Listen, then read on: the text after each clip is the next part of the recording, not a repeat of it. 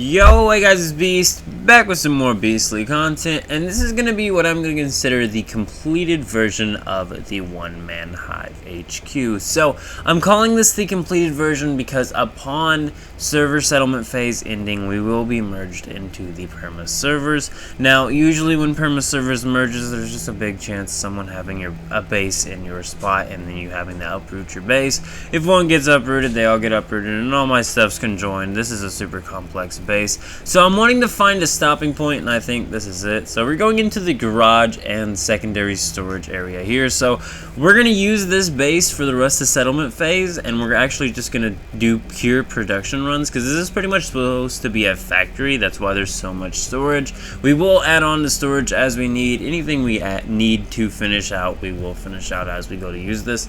But I feel like I'm putting too much time into trying to make it the perfect little base here that we're not actually going to get to use as much of the facilities as I'm wanting, because I have a ton of morphic graphs in which I want to do. That alone is so much gameplay that's just so fun. I love it. I love it. I mean, if you like doing farming stuff, the gardener is definitely for you, at least on an alt or something. But like I said, this is the One Man Hive, so there are 8 player plots to this base. This is the primary area that we've been walking through right here, from the garage to the first storage. All of the zip lines now have like pretty much a tunnel system from each of them.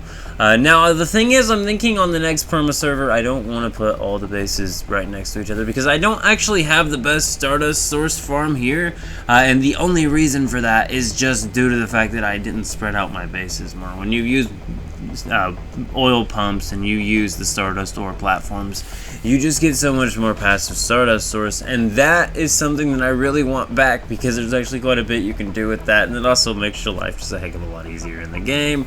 Some builds you can just have unlimited ammo for when you have unlimited Stardust source, and the list goes on and on. But as you can see here, we're just going to go ahead and make our way back up to the mountainside up here. Now once again, this is just the completed facility because, you know, on settlement phase ending, there's a good chance that we're going to have to rebuild anyway. So it might as well be time to use the facility for the next 30-something days, and then when we merge with Perma, we can open ourselves up the black market full blast and just crank out everything. I want to go through and do every single black market shop 100% organized, so every single vendor, you can just click a certain vendor for that item every single time. A ton more materials. I want to have a bunch of tungsten ingots stored up. I want to have a bunch of steel stored up. I want to have a bunch of copper stored up. I'm pretty much going to be playing exclusively as the purpose of building out a bunch of materials as the market keeper, and morphic graphs are very important for that, and I really haven't been playing with them enough because all I've been focusing on is getting this thing decorated and getting this thing built out. As you can see here though, we got the black hole disassembly bench as well. You also may have noticed my fire garage skin. I really like that one too. That one is great.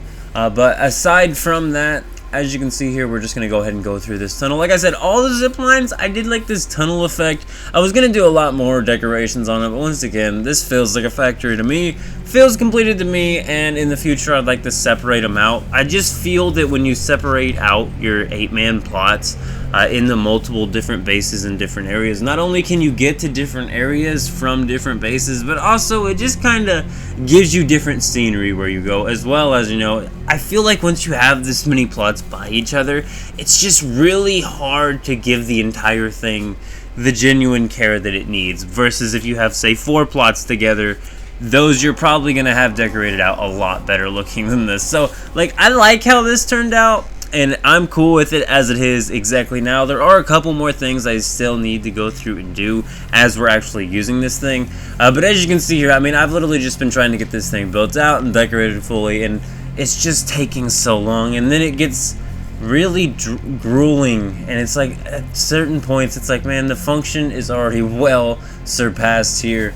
And I just feel like, I don't know, maybe I went too big on the scale. Now, there is something going on the roof of every single base, and then also you've seen that giant thing out in the ocean there. Yeah, that's actually a little bit of like an extra feature to this base. We will check that out at the end. As you can see though, I really do like the look of this base. It really does look like a mega factory, but I just have been spending way too much time building this factory. So I think it's time that we spend the next, I believe it's 34 more days, actually using this factory, and I want to get into the Gardener class. I want to get into the Beastmaster class. I really haven't gotten to play too much into the class systems because I've been busy building this thing right here. So with that, this is pretty much what we're going to be doing here now. This is all the synthesis benches that we got. We have a ton of people with Surf Warrior Chemist. We can make a ton of acid easy, and we can convert acid to source. I'm thinking about doing that for a mass amount of source. I kind of want to see how much source I can actually get out of that, because I think you can actually get a decent amount of source there by doing that. But regardless, this is just another plot here. It's just another Gardener plot. It also has all of the like morphic plots in it as well, but it's in like this secondary room. Now, we didn't actually go into the secondary room, but just past the zip line here, if you just jump down from this zip line area and don't actually zip line or come back on the way through and drop down there, there's actually another room all the way back there that's literally just the plots for the morphic chest. I do believe I even got the irrigation lighting ran. That's really what we're getting on to next is morphics. I do believe I have like 40 or 50 graph materials, so we should be able to get a lot of graphs going on tonight. I'm not sure what all I'm going to be grafting. I do need to just kind of go through and get a material list of what crops I want to be growing, whether it's for a specific build, so I have an infinite number of the materials for that build for its build item, or if it's going to be for something I want to manufacture to feed the wish boxes and or to sell for later.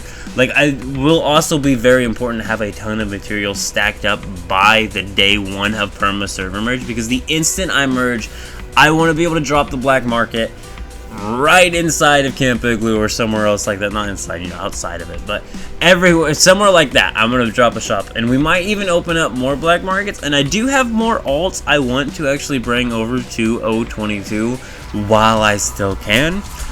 So we're going to do that. Also, I think a couple of my other alts, they actually got lucky on the loot crate and got the icicles. And also, technically, the Chephosaurus container, but I'm not probably going to use that, except for maybe for my Chephosaurus Rex. Also, we did technically get another one of the new chef skin, so we're going to put that out eventually. Really not the biggest concern I have right now, though, honestly, is my chefs. But as you can see here, this is just the final plot facility, and these last two, really, I will say, are the most incomplete. This one doesn't even have all the morphic plots that it needs to have, but you know, there are still 70 worth of morphic plots here anyway, so we're still doing fine here. Once again, we have ourselves a dirty water collection system here. It's a tower-based system, so even if we let this sit for quite a while, it can stack up to, you know, what is, I do believe it's 4 times 2, so it's 8 times 32, that many thousand of the dirty water that it can actually stack up just from passively collecting there. So yeah, that's pretty much all there is to it. Now that the facility is actually done and I'm not building, there's actually not as much time needed for everything else, and I really need to have time to feed wish boxes, because I keep backing up on the materials I need to feed wish boxes, and even the materials I need to smelt. Every single character is level 50 now, and we've done that before. I don't think we're on week 3 commissions yet. We might be on week 3 commissions, but I know we're not on week 4. We might not even be week 3. I'm not 100% sure on this, but like I said, Endless Dreams ends so quick. So if you're doing a One Man Hive on Endless Dream, I highly suggest that you stay for Perma Server. Perma Server is a blast. There is stuff to do in Perma Server. It's just end game only stuff, and there's less players, but the players that are there all have good builds and all use build items and have everything cranked out. And it's a lot more of an end game server feeling than, you know, just the beginning of Endless Dreams or something like that. Endless Dream really didn't have much story, so that's why I'm staying perma until we get a new scenario. When the Pokemon scenario comes out, or I really need to stop calling it that so Nintendo doesn't come after them, but when the Pokemon scenario comes out, I'm going to be making another character and going over there and making sure this stays active. Once again, we're going to be rebuilding at the end of settlement phase, but for now, I'm going to focus on actual production using the One Man Hive HQ. But for now, I do believe this is just about the end of the video. That was the racetrack there. I'm out. See yas. Keep it beast mode.